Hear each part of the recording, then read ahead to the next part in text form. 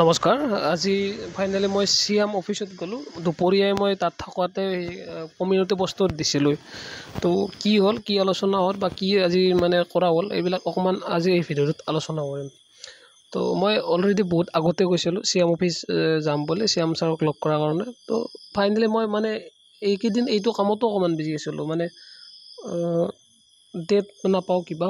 হয় তেনেকুৱা কেতিয়াবা যাব খুজিলে ৰাতি মেছেজ আহে যে যাব নালাগে তো বহুত মানে সেই আছিল প্ৰব্লেম আছিল তো ফাইনেলি মই সিএম অফিচত আজি গ'লোঁ গৈ কি হ'ল মেইন কথাটো হ'ল মই সিএম ছাৰক লগ পোৱা নাই আজি সিএম ছাৰৰ পিএক লগ পালোঁ তো তেখেতৰ লগত কথাখিনি অকণমান ইয়াৰ বিষয়ে হ'ল মই তাৰে আগত এইখিনি দেখি দিম এইটো মানে তাতে সোমালে পাছ ল'ব লাগে ন এইটো পাছ তাৰে আজিৰ লগতে এই এপ্লিকেশ্যনখন মই ফাইনেলি তাতে এই এপ্লিকেশ্যন মই 3 ঠাইত দিছোঁ একচুৱেলি এইটো হ'ল য'ত সিএম ডেস্ক থাকে তাত এইখন এপ্লিকেশ্যন দিছোঁ বাকী এইটো মই কলমেৰে ঠিক কৰিছোঁ বাৰু এইটো তাত অহা নাই এইটো ৰিচিভ কৰা চহী এই এপ্লিকেশ্যনত বা আমাৰ প্ৰব্লেমখিনি লিখিছোঁ মোৰ লগত নয়ন গৈছিল নয়ন আৰু মই গ'লোঁ আৰু এইটো আজি ৰিচিভ কৰিছে বাকী লগতে আৰু এখন এপ্লিকেশ্যন মই ছাৰৰ হাতত দি আহিছোঁ আৰু লগতে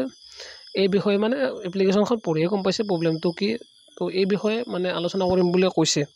লগতে মই ৰিকুৱেষ্ট কৰি আহিছোঁ যে লগতে কি বুলি কয় আজি মেইন পাৰ্প'জ আছিল যোৱাৰ সিএম ছাৰক লগ কৰাৰ মানে এপইণ্টমেণ্টটো পোৱাৰ কাৰণে একচুৱেলি মই ইমান দিনে এপইণ্টমেণ্ট পোৱাই নাছিলোঁ মানে এপইণ্টমেণ্ট লোৱাৰ কাৰণে ট্ৰাই কৰি ফাইনেলি মই আজি গ'লোঁ আৰু এপইণ্টমেণ্টৰ কাৰণে মানে কৈ আহিলোঁ তো অতি সোনকাল কল বেক মানে কণ্টেক্ট কৰিম বুলি কৈছে ডিটেইলছটো আমাৰ যিহেতু দিয়াই আছে তাত তো আৰু কথাটো সিএম ছাৰক জনাম বুলি কৈছে আৰু এপ্লিকেশ্যনখন এইটোতো যাবই এইটো চাগে মানে যিটো ডেস্কত দিয়া যায় এইটো অকণমান দেৰি লেট হৈ সিএম ছাৰৰ ওচৰত পৰিব আৰু যিটো মই পাৰ্চনেলি দি আহিছোঁ সেইটো সিএম ছাৰৰ হাতত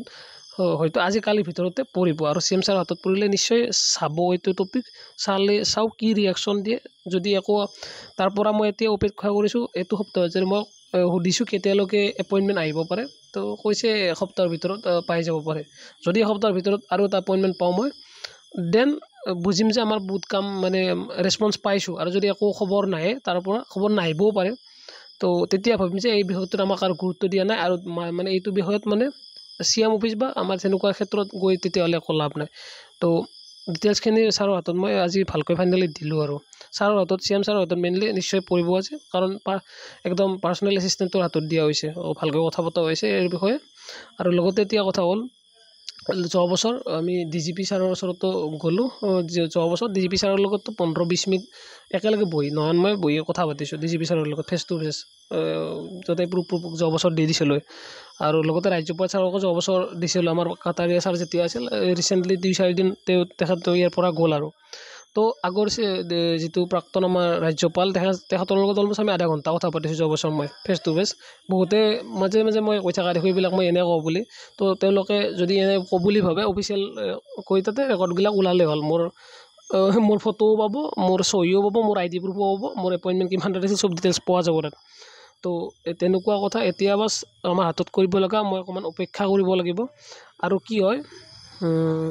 বহুতে সুধিছে ৰূপজ্যোতি তাৰ লগত কিবা হ'ল নেকি ৰূপজ্যোতি তাৰ লগত মোৰ কি হ'ব মই ৰূপজ্যোতি তাৰ ভিডিঅ' একৈছ বছৰ তেখেতৰ ভিডিঅ'ই চাইছোঁ তো একো মানে তেওঁৰ লগত একোৱেই হোৱা নাই তেওঁৰ লগতো মই তেনেকুৱা কথা পাতিব লগা নাই তেওঁতো আমাক কথা আমাৰ লগত আৰু নকৰে দেচোন মইতো একচুৱেলি বেয়া ভাবি কোৱা নাই তেওঁ চাগে মোক চিনিও নাপায় তো ইয়াতত আৰু মানে একো নাই তেখেতে চাগে আজি ডিজিপি অফিচ গৈছে মই ইউটিউবৰ ভিডিঅ'ত মই থাম্বনেইলত দেখিছোঁ তো চাম মই নিশ্চয় তেখেতৰ ভিডিঅ'টো কি হ'ল আজি তেওঁৰো চেষ্টা কৰি আছে এইবাৰ তেওঁ এইবাৰ অন ফিল্ড আহিছে গুৱাহাটীত তেখেতক ভাল লাগিছে তো সেইটোৱে ৰূপজ্যোতি তাৰ লগত মোৰ কি হ'ব আৰু একোৱেই হোৱা নাই তেখেতে মোক চিনিও নাপায় চাগে কি হ'ব লগা থাকে মোৰ লগত তো তেনেকুৱা কথা মই ৰূপজ্যোতি তাৰ সমান নহয়ে তো এইটোৱে আজিৰ ভিডিঅ'টোত কিবা আপডেট পালে নিশ্চয় জনাম মই ধন্যবাদ জয় অসম।